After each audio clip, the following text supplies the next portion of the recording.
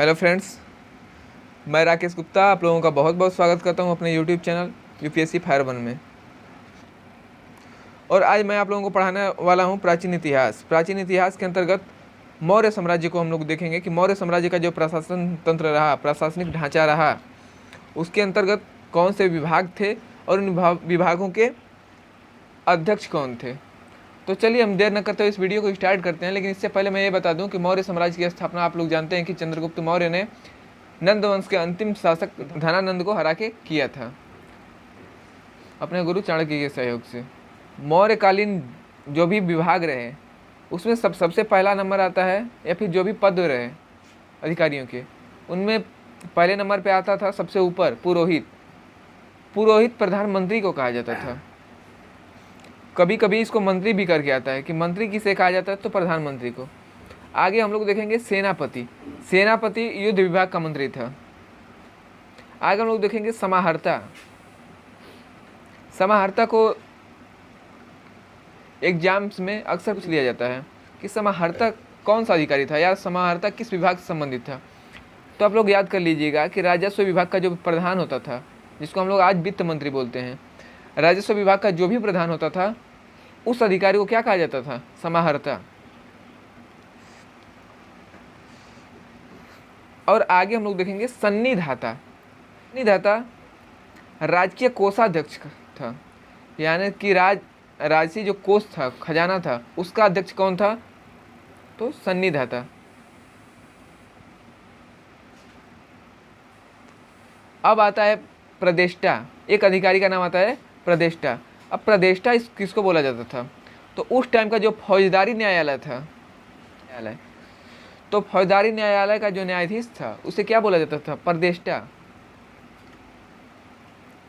देखिए, विभाग और अधिकारी का मिलान करने के लिए अक्सर एग्जाम में आता है, इसलिए मैं इस टॉपिक को आप लोगों को पढ़ा रहा हूँ। चलिए आगे देखते हैं। नायक। नायक दोस्तों सेना का संचालन करता था। क्या करता था? सेना का संचालन।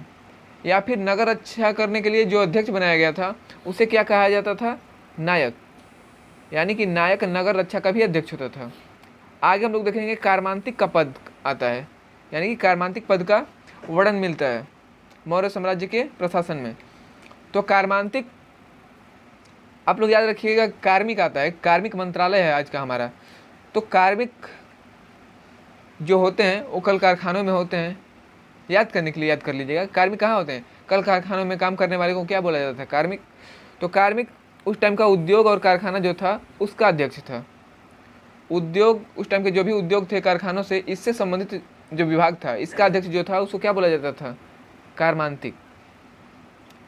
अब आगे क्रम में हम लोग देखेंगे दंडपाल को। दंडपाल यानी कि जो दंड देगा, या फिर ऐसे याद कर लीजिएगा कि दंडा कौन लेके आज चलता है? पुलिस। तो दंडपाल कैसा अधिकारी था? पुलिस विभाग का अधिकारी था। अब आगे हम लोग देखेंगे व्यवहारिक। देखिए, नगर प्रमुख का न्यायाधीश को क्या बोला जाता था? व्यवहारिक। अब इसको कैसे याद करेंगे?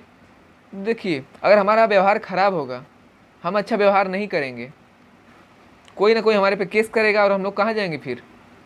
कोर्ट में। और कोर्ट में क्या होता है? न्यायाधीश। तो सबसे पहले कौन से कोर्ट में जाएंगे? अरे जो हमारा नगर होगा उसी के कोर्ट में जाएंगे ना। तो ऐसे याद कर लीजिएगा कि व्यवहारिक, हमारा व्यवहार खराब होगा तो हम लोग नगर के कोर्ट में जाएंगे, यानी कि न्यायाधीश के सामने। तो नगर का प्रमुख न्यायाधीश क्या होता था? व्यवहारिक।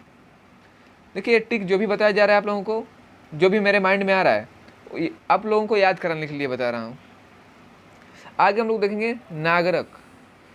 नागरक में देखिए नगर है, नागरक में नगर, तो नगर से हो जाएगा नगर, और क से कोतवाल याद कर लीजिएगा, क से कोतवाल। तो नागरक जो अधिकारी था एक किस विभाग का अध्यक्ष था? तो नगर का कोतवाल था। क्या था? नगर का उस टाइम जो कोतवाल हुआ करता था उसे नागरक कहा जाता था। अब कोतवाल जानते हैं आप लोग, हम लोग दरोगा को बोलते हैं। तो उस टाइम का जो पुलिस अधिकारी था उसको यहाँ पे कंफ्यूज मत होइएगा, दंडपाल पुलिस अधिकारी, लेकिन अगर नागरिक दिया जाएगा तो क्या बताएंगे आप? नगर कोतवाल। देखिए, नगर कोतवाल को पौर भी कहा जाता था, नगर कोतवाल को पौर भी याद कहा जाता था, इसको भी याद कर लीजिएगा। आगे देखेंगे हम लोग दुर्गपाल। देखिए, दुर्ग का मतलब होता है किला और पाल का मतलब पालन करने वाला या रक्षा करने वाला। तो दुर्ग के जितने भी रक्षक थे, राजकीय दुर्ग के, जिसमें राजा रानी रहा करते थे, तो राजकीय दुर्ग के जितने भी रक्षक थे उनका जो हेड होता था उसको क्या बोला जाता था? दुर्गपाल। तो राजकीय दुर्गों का अध्यक्ष दुर्गपाल। अब आता है अंतपाल। अब अंत से याद कर लीजिएगा कि राज्य का जहाँ अंत होता है और राज्य का जहाँ पे अंत होता है उसको क्या बोलते हैं? सीमा। तो सीमावर्ती दुर्गों का जो अध्यक्ष होता था, सीमावर्ती दुर्गों का अध्यक्ष, यानी कि राज्य के अंत में सीमा आएगा और सीमावर्ती, सीमा के पास जो भी दुर्ग थे उनका जो अध्यक्ष था वो कहलाता था अनंतपाल। क्या कहा जाता था उसको? अनंतपाल। आगे हम लोग देखेंगे आटविक को। अब आटविक वन विभाग का प्रधान होता था। आटविक, आप लोग इसको याद रखिएगा। इसका तो ट्रिक मेरे माइंड में नहीं आ रहा था या फिर कोई ऐसी बात नहीं आ रही थी जिसकी वजह से इसका ट्रिक बना सकूं, तो आप लोग कुछ बना लीजिएगा या फिर ऐसे याद कर लीजिएगा कि आटविक जो था वन विभाग का प्रधान था। फिर हम लोग देखेंगे दवारिक को। दवारिक, देखिए राजमहलों का जो भी देख रेख करने वाला प्रधान होता था उसको क्या बोला जाता था? दवारिक। राजमहलों की देख रेख करने वाला प्रधान दवारिक, हाँ याद रखिएगा। अब देखिए यहाँ पे है आंतरवर्षिक। आंतरवर्षिक यह अंतःपुर का अध्यक्ष होता था। देखिए वहाँ पे अंतपाल था, अंत का मतलब अंत में, यहाँ पे अंतः मतलब अंदर, तो अंतः से क्या, अंत से क्या आ जाएगा? अंतःपुर का अध्यक्ष, यानी कि राजमहल के जो अंदर का अध्यक्ष होता था उसको क्या बोला जाता था? आंतरवसिक। अब आता है आगे पौतवाध्यक्ष।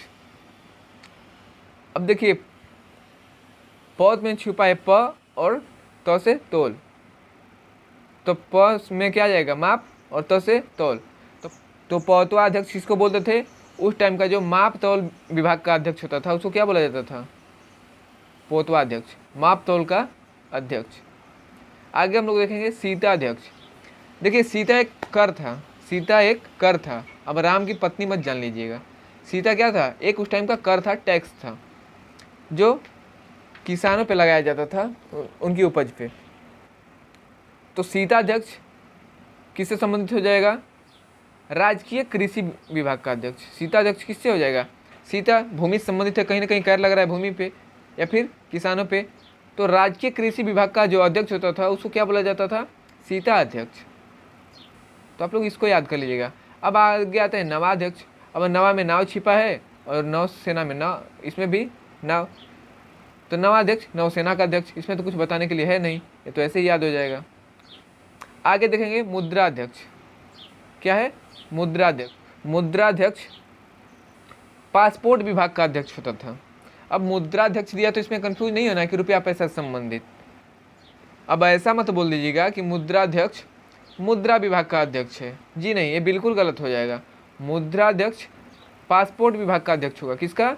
पासपोर्ट विभाग का। आगे आता है गणिकाध्यक्ष। अब देखिए गणिका किसको बोला जाता था? उस टाइम का प्राचीन काल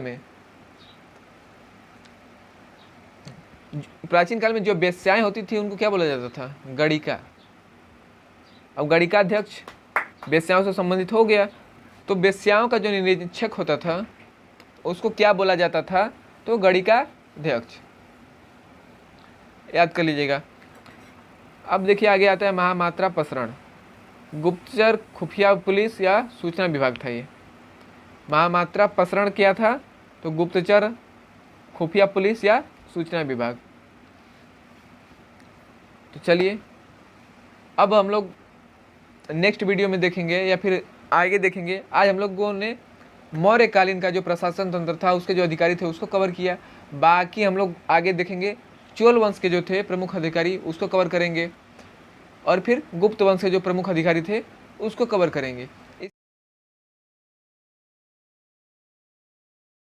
इसके बाद नंबर लगेगा हमारा किस पे? मुगल कालीन, यानी कि मध्यकालीन में जो भी थे वहाँ पे भी पूछ लिया जाता है कि कौन सा विभाग किससे संबंधित था, ठीक, या फिर कौन सा ऑफिसर किसका हेड था। तो उसको भी हम लोग देखेंगे आने वाले वीडियोस में।